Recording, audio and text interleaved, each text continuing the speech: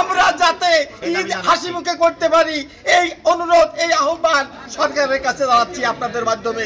দয়া করে আমার যে বয়স, এখন আর চাকরি নেওয়ার বয়স নাই, এখন আমি কোথায় যাব? আমার মুখে কি এখন খাবার আসবে না? এখন যদি সরকার আমাদের আউটসোর্সিং দেওয়া হয়, আমাকে যদি বাদ দেওয়া হয়, আমার বয়স এখন 62 চলছে, আমি কি করে আমার জীবন চলবে, কি করে আমার সংসার চলবে? এই যে আমি মাননীয় উপদেষ্টার কাছে এবং ধর্ম বিষয়ক উপদেষ্টার কাছে বিনীতভাবে অনুরোধ করছি, আমাদের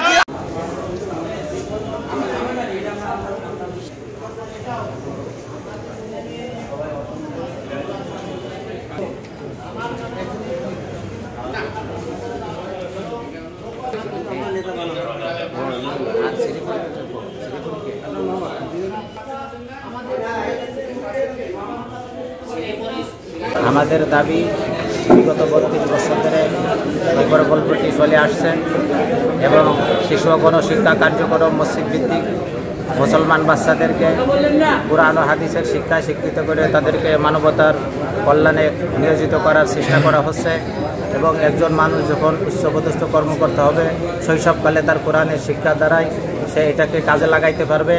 সাথে সাথে আমাদের এইটা প্রকল্পের আওতাধীন ছিল এতদিন যাবৎ, এখন আউটসোর্সিংয়ে নেওয়া হচ্ছে। আমাদের দাবি হলো আউটসোর্সিং থেকে বাতিল করে প্রকল্পটি রাজস্বকরণ করা হোক, এই হলো আমাদের মূল দাবি। সাথে সাথে বকেয়া 3 মাসের যে বেতন আমাদের শিক্ষক শিক্ষিকা পাইতেছে না, তাদের ঈদের পূর্বে এই 3 মাসের বেতন দিয়ে তাদের ঈদ আনন্দই মানে সম্পরিসারিত করার সুযোগ করে দেওয়া হোক। আমরা ইসলামিক ফাউন্ডেশন মসজিদ ভিত্তিক শিশু ও গণশিক্ষা কার্যক্রমের শিক্ষক শিক্ষিকাবৃন্দ আমরা বিগত 3 মাস মাত্র 5000 টাকা বেতন ভাতা, তাও আমরা 3 মাস বকেয়া এবং সামনে আমাদের ঈদ, এই ব্যাপারে আমরা মানবতার জীবনযাপন করছে। এই জন্য আমি দাবি করব যে আমাদের ঈদের আগেই আমাদের এই প্রকল্প পাশ করে এবং আমাদের বেতন ভাতা বকেয়া বেতন ভাতাগুলো পরিশোধ করার ব্যবস্থা নেওয়ার জন্য চাই যে আমরা 1993 সাল থেকে প্রায় 3 যুগেরও বেশি এই প্রকল্পে আমরা কাজ করে আসছি। মসজিদ শিশু গণশিক্ষা কার্যক্রমে আমরা শিশুদেরকে কোরআন শিক্ষা পাঠদান করে আসছি। তো আমি জানি যে আমার জানা মতে আমি যতটুকু দেখেছি যে কোনো প্রকল্প 2 বার বা ততোধিকবার থাকে না।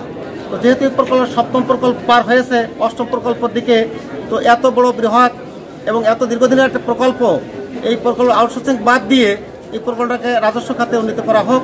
যদি তাও সম্ভব না হয় অন্তত পক্ষে আমাদের ঈদের আগে বোনাস সহ আমাদের বকেয়া বেতন দেওয়া হোক। আমি মাওলানা মোহাম্মদ আখতারুজ্জামান, জাতীয় ইমাম সমিতির সভাপতি, শ্রীপুর শাখা, মাগুরা। আমি 1992 সাল থেকে এই প্রকল্পের সাথে জড়িত, 32 বছর চাকরি করছি। আমি যখন নিয়োগপ্রাপ্ত হয়েছি তখন আমাকে বলা হয়েছিল যে সরকারি হয়ে যাবে। আজকে এই দুর্দিনে আমরা যে জিনিসটা বুঝতে পারছি আমাদের ভিতরে আসছে, সেটা হলো আমাদেরকে আউটসোর্সিংয়ে নেওয়া হয়েছে।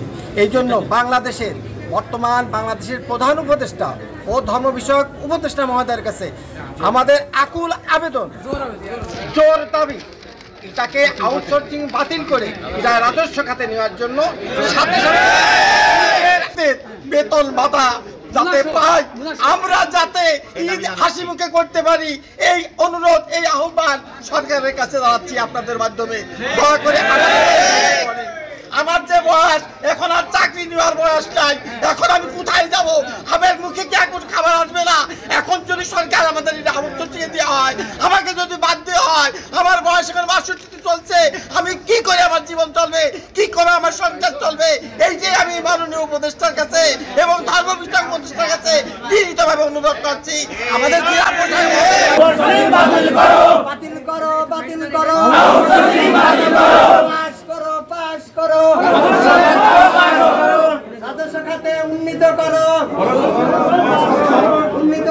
উন্নীত করো